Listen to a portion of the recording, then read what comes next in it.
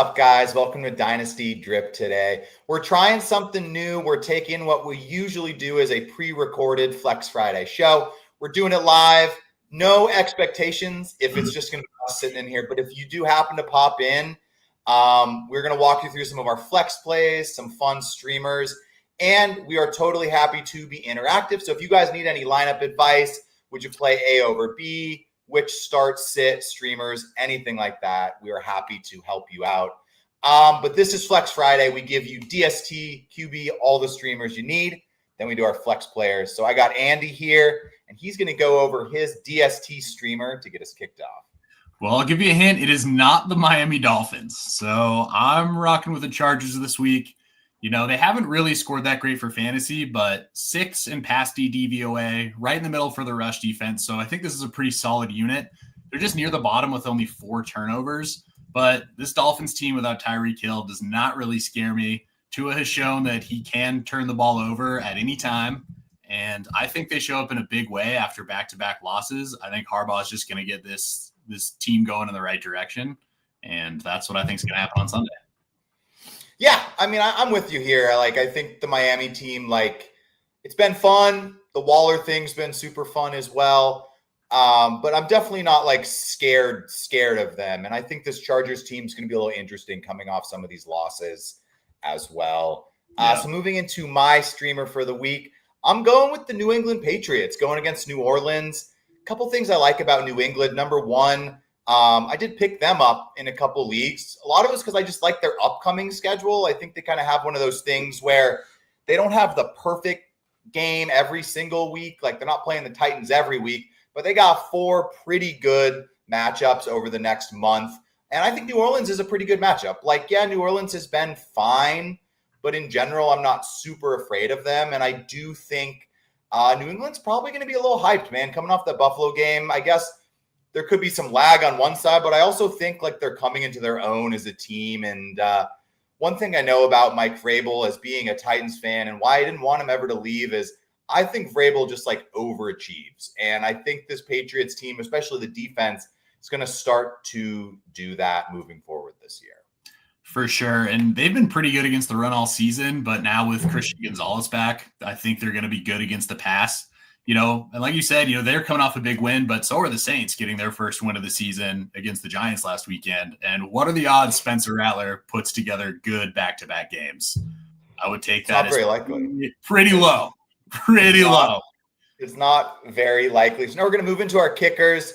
I picked this guy up, so Andy and I are on the same page here. Our boy Eddie Pinheiro making Kyle Shanahan maybe look a little less stressed with his kicking game than Moody ever did. For sure. And, he had a big game last weekend. Hopefully he can keep it rolling. The Bucs defense is decent, but not great. So I think this should be a higher scoring game. Hopefully they get stopped, have to settle for a field goal or two. Last week, my kicker may or may not have kicked a field goal off of one of the television cables. I don't know if you've seen any theories on that. So, I would maybe fade me. I'm 0-3 on my kicker picks. And I hate to tell you, I would have picked the guy that Sam chose, but he got his pick in first. So maybe fade both of them. I don't know. I don't know where we're at, but so maybe start him, maybe stay away, just based on my track record. I mean, I think I like it in general. He actually has been pretty good, and I like going forward. For my kicker pick for this week, I'm going with Badgley, replacing Schrader there for the Colts, who's been one of the top 5 kickers. Obviously, unfortunate injury there for the Indianapolis kicker. And Michael Badgley has kicked around the NFL before. Colts, one of the most efficient offenses in the league. And for me, that's enough. They're efficient, but they're not too efficient, kind of more like that Chiefs zone where they don't kick a ton because they go for it and stuff. So I like Badgley this week as a kicker, but, I'm not going to overthink these kickers too much. I don't know about you, though, Andy. No, yeah, I like Badgley a lot, but yeah. Same. So now moving into our streamers for the week, Andy's going to go with Sammy Darnold. Sammy Darney, after last week's quarterback 2 performance, still rostered in under 50% of leagues. Seahawks head to Jacksonville, which I think should be a fun game. Jags have allowed the 11th most points to fantasy quarterbacks. So there is opportunity for them to score and get yards, but their defense has just gotten a bunch of turnovers. So I wouldn't be surprised if Darnold does wind up throwing a pick or they do turn it over, but I think he's also going to be able to score touchdowns. The strength of this Jags defense is getting turnovers, not necessarily like holding teams to under 10 points.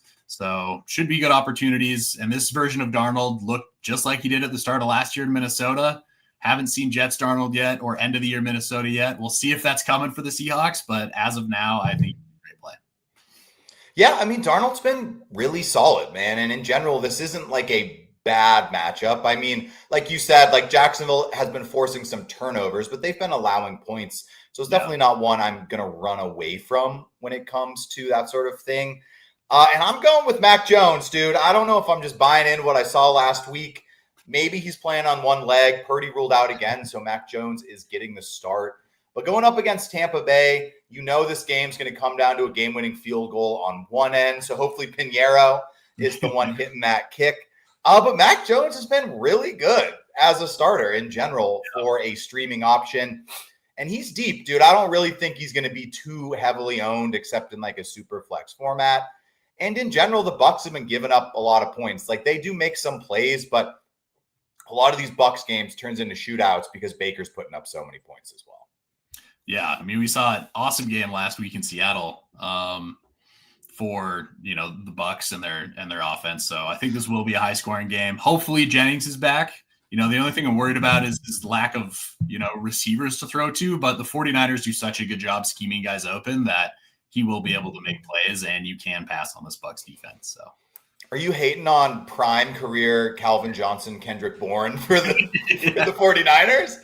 Best receiver in the NFL, dude. We'll see. He might be proving me wrong. I might be in next week. Yeah, I know Pearsall's ruled out again, so it's just kind of a hodgepodge of weapons there. But now we're going to move into our tight ends. Evan Ingram finally got into the end zone last week. Yeah. I don't know if he just hadn't even been playing. I swear every time I'm watching the Broncos, I don't even see where he is. Yeah, he's been playing under 50% of snaps, so not really a great look. Basically, he's got 3 amazing matchups coming up with this one. Jets are 30th pass D DVOA, 22nd versus the tight end, and just look kind of all out of sorts on defense, which is kind of surprising considering 2 years ago they had a great defense and their head coach is also a defensive guy. But, man, it is gross for waiver wire tight ends. But, I just think he's got a great matchup coming up, and hopefully him getting into the end zone kind of ignites something and they go to him again. But it is gross. I really hope you have better options out there. Yeah, this year more than most years, man, and maybe this is just reactionary from the leagues that I'm in or we're in. But, dude, so many people are holding 2 tight ends. I don't know I swear to God, there are 20 rostered tight ends in every single league I'm in.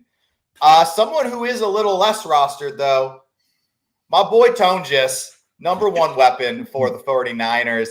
Went with him a couple weeks ago. He did make a play, but he didn't have the week I was hoping. And then, of course, he just exploded last week. Had 4 catches and a touchdown on the opening drive. But I think New England, sorry, not New England. I think he's got San Fran, yeah. San Fran, he's one of the guys, and I actually think he's a better player than people think. I was happy to get to actually watch him in that island game and get to watch some more plays of him. He's actually not a bad player, more than just kind of outside the stat book, but they got a chance. It's just kind of I'm going with the stack. I'm going with the Niners stack here, and I'm just going with the total points and hoping this game kind of gets to that point where they got to throw the ball a lot. It's more of I think a lot of these guys, I really hope you tailed us in the last couple weeks and got a Darren Waller. He's the one. Darren Waller's the one you want. He's the guy you want to just rip out there every single week this year. Anything to add, though, for our boy, the deep tight end of the week? Yeah, and I don't know if I said this earlier, but Tampa Bay is number 1 in rush D DVOA, but definitely attackable against the pass. So I think the 49ers are going to have to throw. And Tonjes being, better than we expected him to be, both as a player standpoint and then also the last man standing on that team. I think if the 49ers are going to score, he's going to have to be a contributor. So, and he's on the field. That's the thing. He's at least going to get the snaps. He's on the field. He was pretty involved last week, and so you just got to hope that they found success with that last week. Let's see if they continue at it. So now we're going to move on to our flex players for the show. Andy going with the crawdad daddy, Xavier Legette. That's right. Good old country boy, Xavier Legette. And this is mainly purely a play on how bad the Cowboys are at guarding wide receivers. And I watched most of the Panthers game last week, which can be hard at times and was for a while. And I remember the announcer saying, he's like, man, Xavier Legette's having a breakout game. I was like, I feel like I haven't seen him do much. And I looked, and yeah, he had 2 catches, 31 yards, and a touchdown, which I guess for him is kind of a breakout.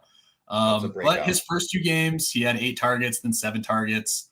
So I think, hopefully him getting in the end zone, he'll be more involved. I think Tet will absolutely feast against the secondary, but I don't think, all 30 balls are going to Tet. I think Legette will have his chances, and I'm hoping that against, the Cowboys, he can actually bring that to fruition and get some points this week. So, yeah, I mean, last week, Cowboys came and basically crushed the Jets, and then trash time Fields and Garrett Wilson came storming back. So in general, those tend to be pretty good matchups for guys that you're trying to get at least like the volume number. Still no Coker for Carolina. So Legette's been playing yes, that is a breakout game for him. He hasn't really done much, but I like that he was involved. He's no Rico Dowdle. That's the guy we all want. But I like that play.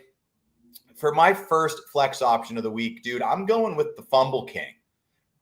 Fumble King, Ramondre Stevenson. I don't know how this dude has his job. I really don't fully understand it. I've even seen things from this week that he's set to see his workload increase because Antonio Gibson is gone, even though he fumbled twice last week. I don't fully know. I mean, I do truthfully believe at some point in the next 2 years, it will be Travion Henderson. I just do not know when.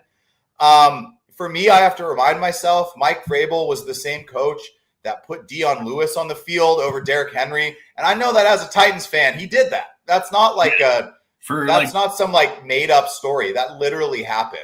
It was way more than it ever should have. Yeah.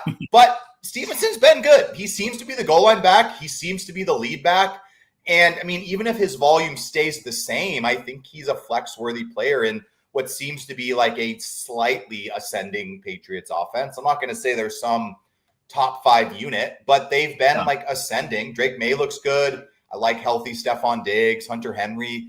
They have more playable pieces than you'd think. And seeing Stevenson get both of those touchdowns last week makes me think that even if Travion becomes more involved, it's not going to be from the 5 and in. He's going to have to break a play for it to be him. Yeah. Stevenson's going to be the goal line back. And in what should be a pretty good matchup against New Orleans, I think I like him in my lineup this week. Yeah, no, I agree with all those points you made. And I don't know how much of it is Vrabel. Does he love Stevenson as much, or does he just hate young running backs that much?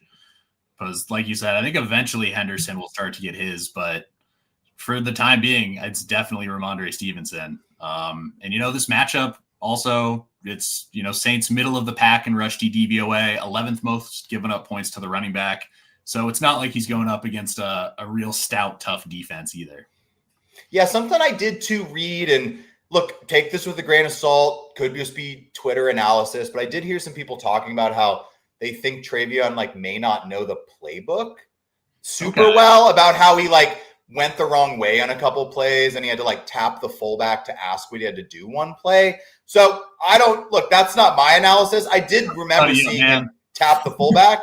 I did remember watching that, but for all I know, that it's just it was loud and he didn't hear what the play call was. I don't think that necessarily means that. But for our next 2 players, Andy and I are going to tackle the Chargers backfield. Andy's going to talk about Hassan Haskins, and then I'm going to talk about Kamani Vidal. Yeah, and so Haskins would be my pick about who I would start between the 2 of them. Once Amari and Hampton went out, these guys were pretty much used with similar touches. I think one guy had 5 carries, one guy had 4. They each had a target and a reception. So I think this will be pretty close to a split. But I think Haskins, being the much bigger bodied guy, is going to get more of the goal line work, which is why I would go with him, where if both these guys are being used, probably Haskins in a little bit more of the run and Vidal in a little bit more of the passing game. But if Haskins is used more near the goal line, that's what I would want for my flex, in the hope that the Chargers can punch it in the end zone. Dolphins have allowed the most rushing yards to opposing running backs. And how this game script goes in my head is that the Chargers will be doing a lot of running in the second half. Yeah, I mean, I'm with you. I think it depends on league settings. I think could determine. I think for me, standard league, I'd go Haskins. Full point PPR, I'd go Vidal. Half point, I think you're at that point where you got to pick one. And I don't think I would lean in either direction.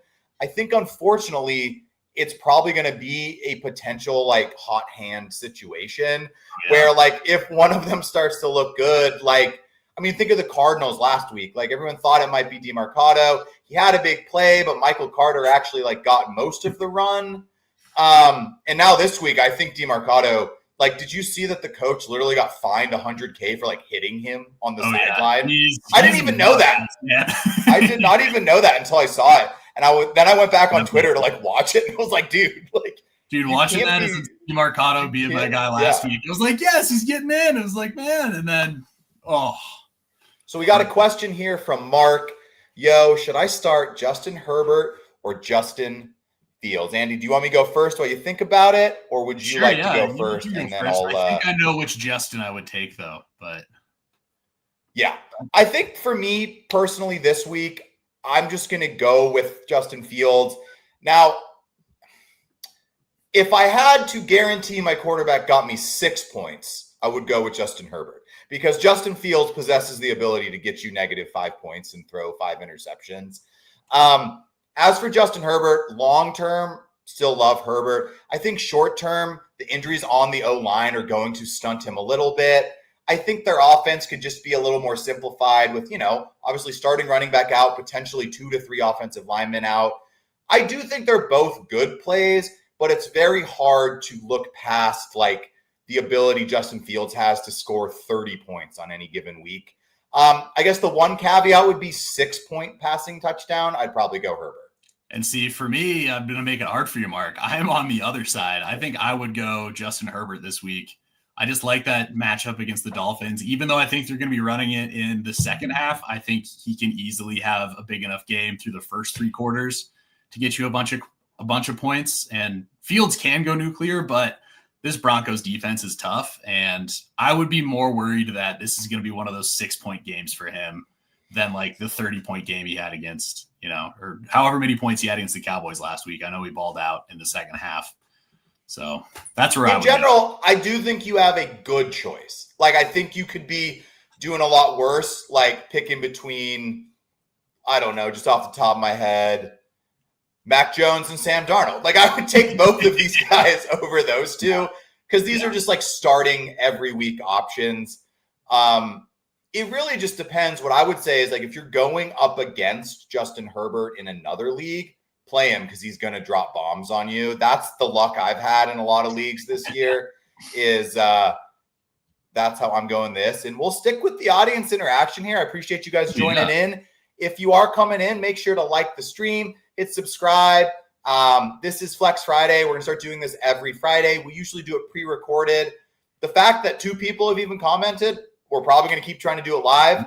Here's another question from 1065 Sant. David Montgomery for Travis Kelce. Who wins this trade in full PPR? I think for me, it kind of depends on who you have at the other positions. Like, who can you get at tight end to replace Kelce? And like, who are you removing from your flex or from your RB2 spot to start David Montgomery? Because I would say it's fairly close. I think I lean Montgomery, but I think it really depends on like roster construction. Like if you have another really solid tight end, like, yeah, I would be willing to trade Travis Kelce to go get David Montgomery. But also on the other side, if you need a running back, like, trade him away. So what do you think? Yeah, I think exactly what you said is like, it's a pretty big team build thing. So Sant, if you have some more info and you're still listening as we continue on in the show or something, you can let us know. Because I'm with Andy. It's like if you have like I don't know, let's say you picked up Darren Waller and you need a running back. Like I would definitely trade Travis Kelce for David Montgomery because Kelce's been fine, but I don't imagine he would be better. So we actually are getting some other info here. Other RBs I have James Cook, Judkins, and Bill, Hunter Henry at tight end. I mean, in that sense, I would probably take Monty, not that I think you're weak at running back, but I don't think on any given week to week, I want to be put in the position to choose between Hunter Henry and Travis Kelce. I don't really think that like you're losing points by starting Hunter Henry every week compared to Travis Kelce. Yeah. And I just like having running back depth personally. But in general, those are great running backs too. So yeah, I don't hate that. I mean, another idea too would be to maybe package like Hunter Henry or Travis Kelce and Bill and see if you can even get a higher tier of running back if somebody's really shallow and maybe has a good one. But yeah. I'm always tier up, man. And there are very, very few situations where I want to tier down. There are some, I get it. But my thought has always been like, even in a redraft league, like even if I'm 0-5, like, dude, I'd rather just play Christian McCaffrey and pick up Trey Tucker off the waiver wire and just play that game than break Christian McCaffrey down into like 2 or 3 players because there's still no guarantee. But probably there's still just no guarantee it's going to work. Yeah. So Andy's next player going to be a guy I had to throw into my retooling Dynasty team for the week. Sterling Shepard, looking for a big game out of it. Yeah, man. You know, there's no Godwin, no Evans, just Emeka Egbuka and hopefully a little bit of Sterling Shepard. Yeah, no problem, Sant. 49ers, 8th worst DVOA versus wide receiver 2s. So there should be some options for him. So I think it's safe to say at this point that the league has taken notice of Emeka Egbuka, and I gotta feel like teams are gonna start covering him like a true wide receiver 1 and not like, you know, a rookie who is getting his, you know, breaking into his first few games. So I think Emeka Egbuka is still gonna get his, but you know, if Baker throws 30 times, not all 30 of them can go to him. I think Sterling Shepard will get some targets, and hopefully the old vet will be able to have a good game. Yeah, I mean, Sterling Shepard has been like for a guy you can pick up off like probably just off the waiver wire. Like he had a decent game last week. He's had at least 4 targets in every single game. He's had 5 or more targets 3 times. So like he's involved. He's around, and I like the way you put that is like I think at this point the rookie sample size has been enough that you got to start doubling Egbuka. Oh, yeah. Like you can't. He is that good. He proved he can beat you. He proved he can beat you, man. It's like, I'm telling you this, and it's not going to sound tasteful, but my high school tennis coach told me in mixed doubles. So those of you that don't know tennis mixed doubles, 1 guy, 1 girl, he told me, and he was kind of a dick, but he was a good coach. He said, you hit it at the girl until she proved she can beat you. And it's not tasteful advice, but it's kind of the same thing. It's like, I think they were like, okay, we're going to guard Mike Evans. We're going to guard Bucky Irving. We're going to whatever. And now you start got to guard Egbuka, dude, because he's been shredding you.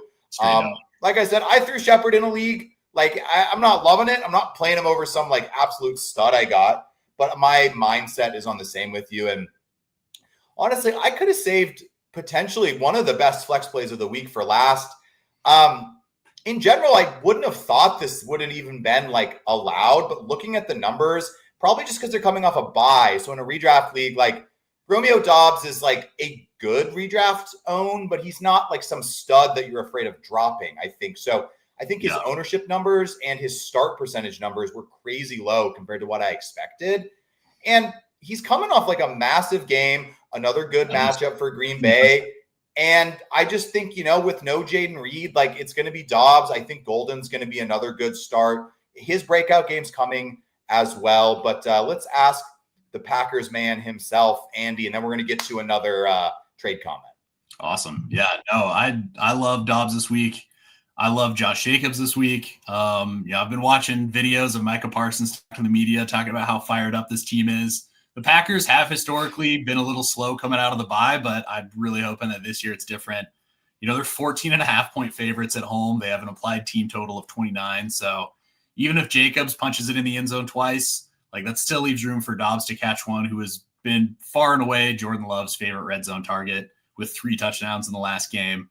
So, I mean, I'm 100% biased, but I'd really like this start. So, yeah, no, I mean, that's how I feel exactly. So we got another one, and this is going to be a 2-parter, Andy. So the questions in the first one, Then there's some context in the second comment. Okay. So should I trade Devontae, Daniel Jones, and Dowdle or Michael Carter for Emeka Ibuka?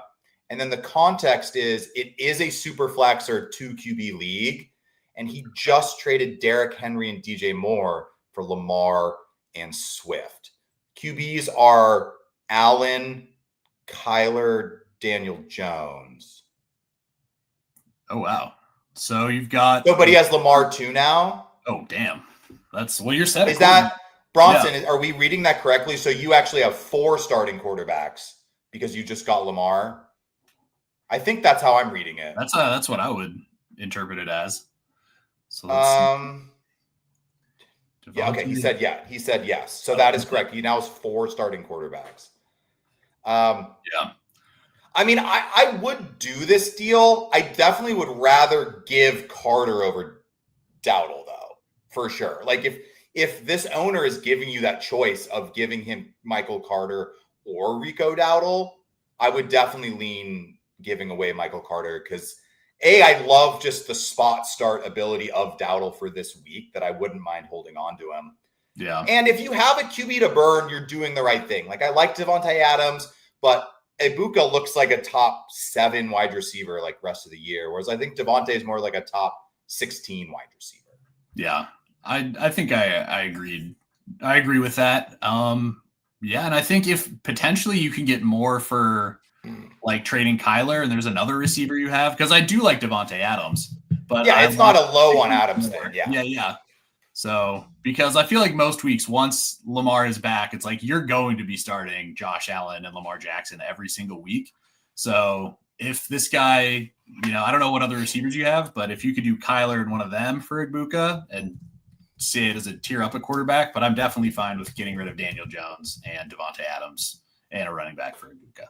So yeah, I'm with you. Like Bronson, if we're pronouncing that right. Thank you for writing in. Make sure to hit like, hit subscribe. But exactly what we're saying is we're with you. Like you're on the right track.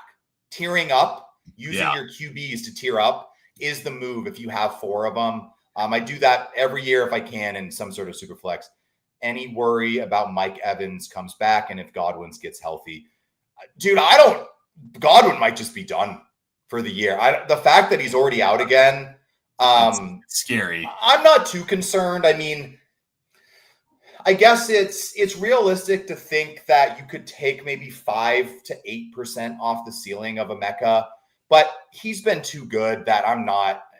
That offense throws enough that I'm not too concerned. Oh yeah, and I think he's got such a proven rapport already through 5 games that he's proven that he is that guy.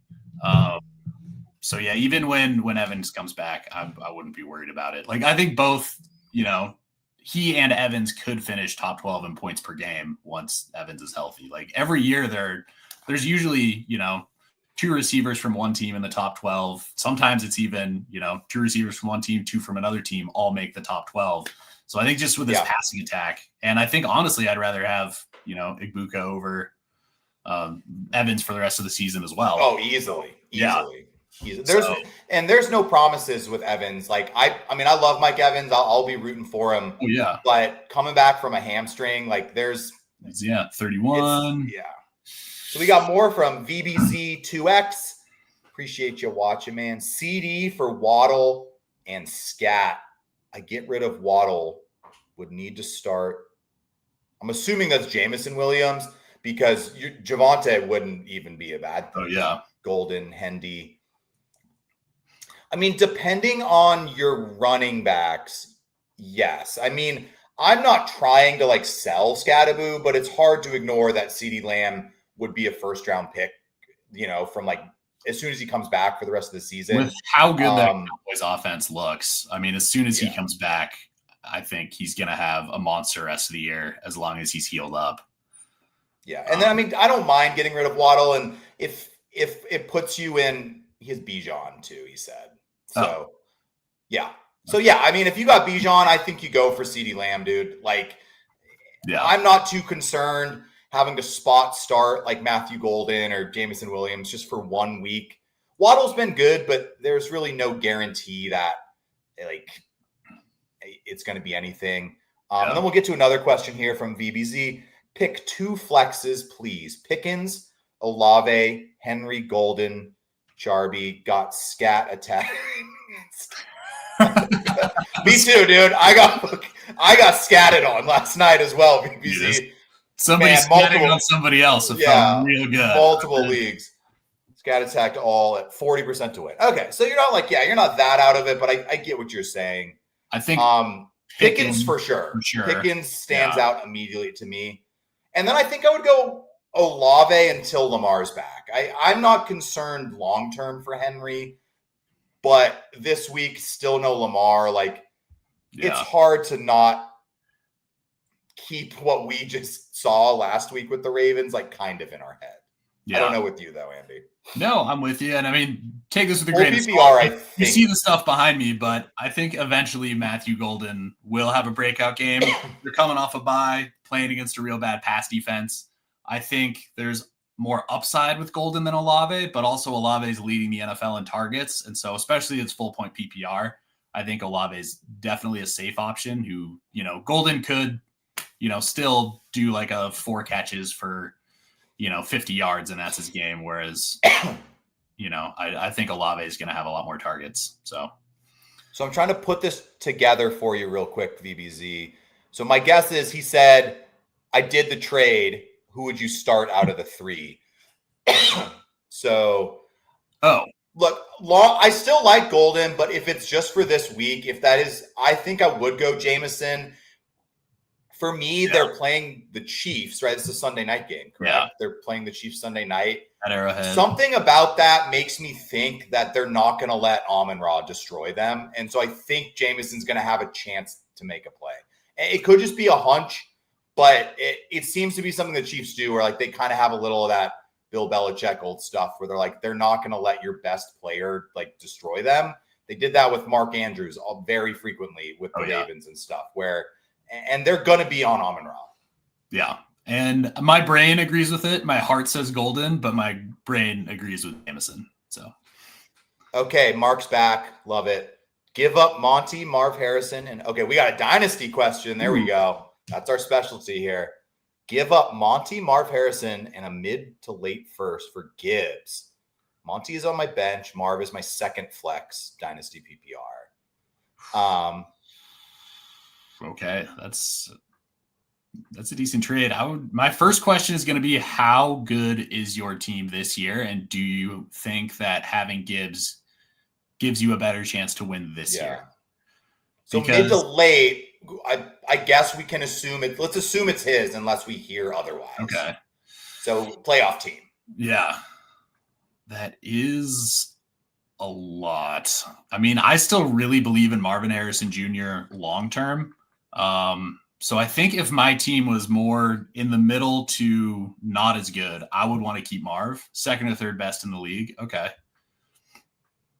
It being a 10-team league does influence me a tiny bit, not a lot. I mean, Mark, without trying to get too in depth, who are your wide receivers and who would you be flexing? Okay, he's giving us this is what we want. This is what I want, dude. RB room is Hampton. That's a nasty. Are you kidding me? Yeah. I guess with Gibbs. I'm thinking it with Gibbs. Okay. Yeah. So then Hampton, Judkins, Gibbs. Okay, so he loses Hampton. Okay. Dude, I think I'm doing it, seeing this. Puka, Egbuka, AJ. I think I'm fine. Yep. I think it's risky, but in a 10-team league, and Andy and I's OG Dynasty League is a 10-team league, players like Jahmyr Gibbs, the top of the top matter so much. And I do love Marv. I think if I was a rebuilder and I could get that trade and then I could move Monty for a 2, I think you would love that. That's a pretty good return, but I like it. And if you're a contender, dude, especially you can run out your lineup and then once you get Hampton back, you put him in that flex. That's a pretty good team. That'd be nasty. So I think I'd probably lean the Gibbs side there. And, who knows? Maybe if he has another older RB just as like a vet backup, maybe you can, have him throw in an old player on his team as well, just so you get another flex option. Somebody who's not super valuable, but might be flexible in their old age. Look for somebody about as old as Sam and I, in their early 30s. 32. See if they will just 32. throw them in for free. Yeah. Okay, so while I'm going to give it a sec since we're going live, I'm having fun answering people's questions. We did finish our Flex Friday stuff, but while we got Andy on the show, I'm going to go over a couple of his thoughts on some guys I was talking about buying and selling. Okay. For my buy-sell videos, and let's see where Andy is at with some of these players. Got to get my little notebook out here, dude. Got to get my little notebook out. Gotta have that notebook. Okay, here's some of my buys I was talking about. And if anyone has any questions, there we go. We got another one. You starting Mac Jones over Jared? No, I'm not. No. And I did say Mac Jones is a streaming option. Not over Jared. Not over Jared Goff and the Sunday night tiebreaker. I'll say it now. I'll say it again. I'll say it every week. Sunday night tiebreaker. I love playing guys Sunday, Monday night. So did have Matthew Golden as a buy. Let's see if Andy approved Matthew Golden. Big approval, giant approval. Especially it was value's probably gone down a little bit since the season started. He had all this hype. He did have, performed. And so if you can buy low, pretty soon I think you're gonna have to buy high. Mason Taylor. Yeah. I like that. Anytime you can get a rookie tight end, he showed some promise. So I'm for it. And I will say as well, I was selling these as buy nows, not buy lows. More just like buy at cost. Yeah. These are more like buy at cost because I don't think they're low necessarily. No. I don't think anybody's like willing to part with Matthew Golden for like a late second or like a third yet. But if you can, if that guy's like, hey, I picked him 203. If you give me a second and a third or a second and a fourth, he's yours. I don't believe in him anymore. Do it. I was saying I am definitely at least kind of interested in sending out offers for Olave and Shaheed. I think what I've seen out of New Orleans, I like enough. And the fact that they're doing kind of well with Spencer Rattler gives me a little hope that if they get like a real quarterback in the next year or two, that it could be a little better. And I don't know, dude. Maybe it's just me, but I think Kellen Moore's getting like at least 3 years, even if he does get fired. The expectations have to be so low for that. Like, sure. And, team. Could they have, we've seen what they've done now with Olave and Shaheed, which is you can be startable, flexible, but like, can their quarterback play get worse? I don't know how much worse it can get. So I think the only way they could trade for Russell Wilson and start Russell Wilson. That's about all I can think of. But we haven't gotten any more comments yet. So thank you guys for coming to our little live stream, Flex Friday. We're going to try to do this every Friday. So make sure to come back. Make sure to shoot a comment on either this video or any of the other videos on the channel. If you liked doing it more in like a live format, because if I was getting comments that people would like the live stuff, I totally can hop on. We can get Andy on more, do some live stuff. Like I have a bunch of fun doing it. I would even consider doing Sunday mornings if people would join. I just don't need to look at myself if no one's going to pop in with us. But Andy, thanks for coming on for Flex Friday. Thanks for having me. Thank you guys for coming along. We got one last one. Last one. Start BTJ, DK Metcalf. Oh, we got two more actually. Okay. BTJ, DK Metcalf, Jacoby Myers this week. I'm trying to think who the Steelers are playing off the top of my head. Definitely. They're playing. Is it? No, not the Browns. It's the Browns next week, I think. They have a decent defensive matchup. I know for sure. Yeah. Let me. Oh, we just got 3 more comments. People. All right. We'll stick around for a little bit. Oh, they are playing the Browns this week. Oh, Browns have such. I think I'm going BTJ. Yeah. It's definitely him or Metcalf. Like, it's definitely one of those two. Part of me wanted to say DK. Him playing the Browns is tough. So, yeah. You really only have one good. I think I would go BTJ just because it depends on how like schemy Depends on how much they're going to scheme DK Metcalf open, because the thing about the Browns and Denzel Ward is they only play Denzel Ward on one side of the field. Yeah. So you can scheme him away from him, but I do think the Browns are a better defense. And in that division, I tend to think like low scoring games over high scoring games. So now we got Zach Severtson. Hope I'm saying that right, dude. Thanks for popping in. Make sure to hit like, hit subscribe. Ridley, JMO, or Hunter at your flex. I think unless it's like massive tight end premium, I would go JMO here. I mean, Ridley is coming off a big game, but I think I would go Jameson. I think he's saying Travis Hunter. Oh, okay. That makes a lot more sense. Yeah. I still think JMO. I still think for me, JMO. Yeah. Because I'm with you. If it was a tight end premium league where it's like 1 PPR or like 1.5 for a tight end, I actually do think I would go Hunter Henry if that was. I think I'm going JMO though. Like I said earlier, it's not necessarily a hunch, but he's going to have games, and this is a big game. I think they're going to scheme something up for JMO. Start Ibuka, Devontae Adams, Puka, and Odunze. Puka, Odunze, Ibuka all day. Yeah. All day. Odunze, all day. Yeah. Not that, I mean, look, if you had to play Adams, like, because one of those guys was hurt, I like playing Adams, but I'm not hating on that choice. I don't know about you though, Andy. No, I 100% agree. And especially playing both Puka and Adams, yes, they can both have big games, but it's probably going to come at the expense of one or the other. Like, I don't think I'd be pretty rare, I think, if both of them have a 20-point game. And I think Puka he's a must start.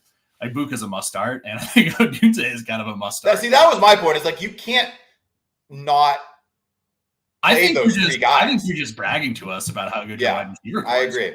That's what I think. I agree, dude. Are you in our league and you're just talking trash because you have a good team?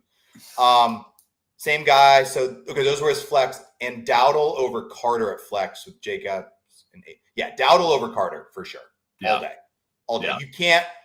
You cannot ignore what Dowdle did last week. I realize it was a good matchup.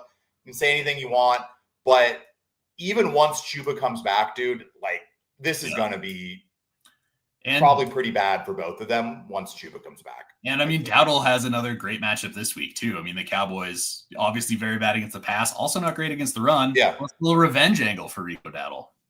Revenge game, Rico Dowdle. Okay, Kevin, how long do you think Kittle, Godwin, Pearsall, and Evans will be out? I mean, I think Kittle or Pearsall should be back in the next week or two. Yeah. I'm thinking Godwin, dude, I don't know. I don't know about Godwin. Like, I'm not saying I would drop Godwin, but I'm definitely the most pessimistic about him. I mean, Mike Evans, they've been saying he's close. What's like the news? I mean, I haven't looked up. I don't really own Mike Evans. I don't really have watching his news. But who is his hamstring? I would bet on Kittle and Pearsall being back next week.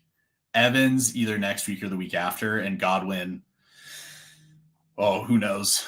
Hopefully in a week or two, but also it didn't seem like he was 100% when he was out there. He didn't really look good on the field. So they might just be kind of protecting him from himself. And then, even if it's 5 weeks and then he comes back, but is more of himself. But at that point, do you want to hold somebody for 5 weeks who's not helping you? So, and I mean, like, let's say you own all 4 of these people on the same team. Like, I guess I would drop Godwin if that's what you're asking. Like, out of those guys, that's tough, dude. Yeah. Everything I've been hearing about Kittle, though, has been really optimistic. So, they're just being safe. Hamstrings are tough. Wish I was bragging my RB options with Bucky out or Kendre Miller and Michael Carter. Okay. Not bragging. We're with you, man. Kevin, Chase Brown or Mike Carter at flex? Honestly, who are the Cardinals playing again? I need to remind myself. Let's see. Because I know Chase Brown's playing against the Packers, and once again, very biased, but I think their defense is. They're playing the Colts. A terrible matchup, but I mean, I don't think Amari DiMercado is going to factor into any touches, so I think it's going to be Michael Carter and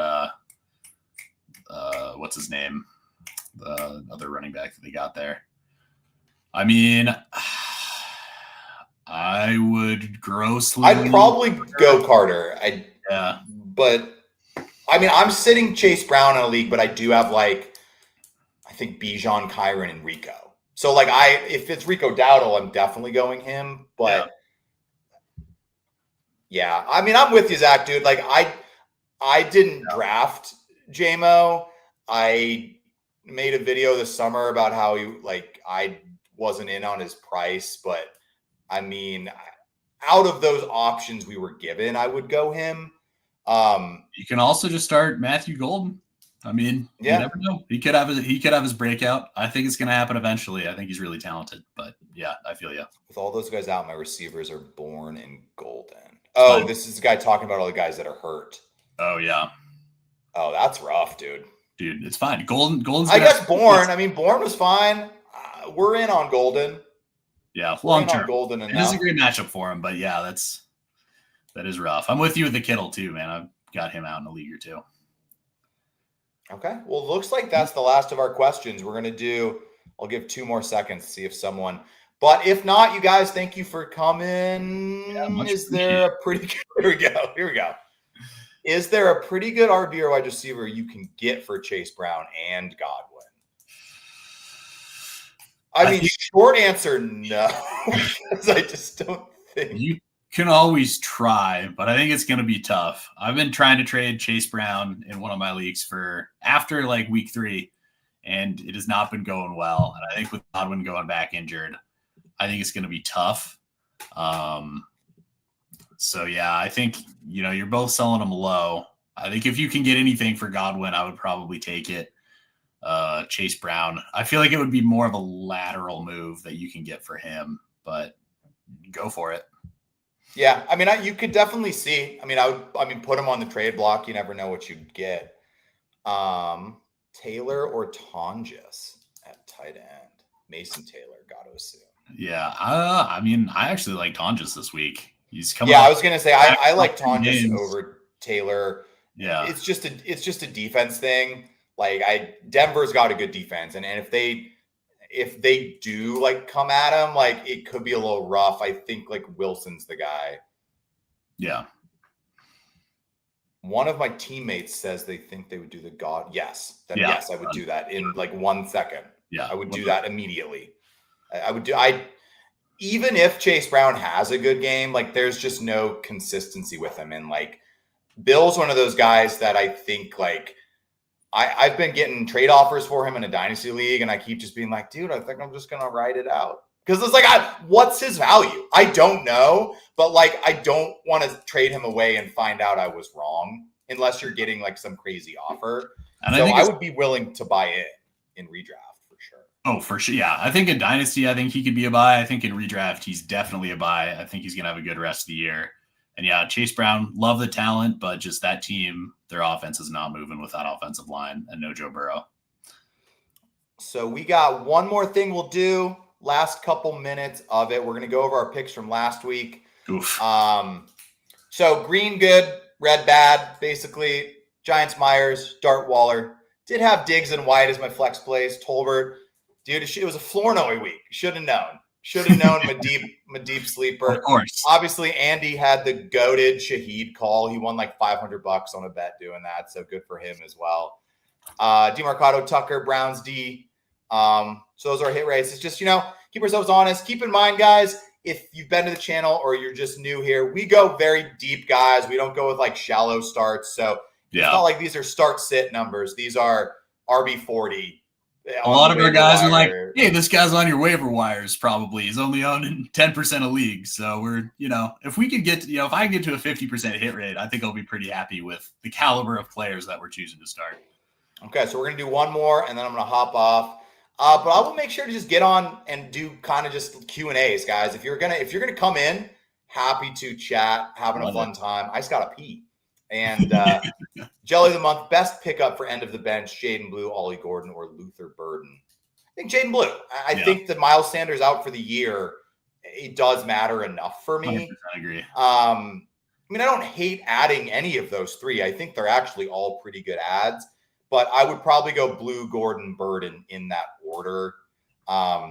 Just because I think Javante's been so good, he steps into probably the best role.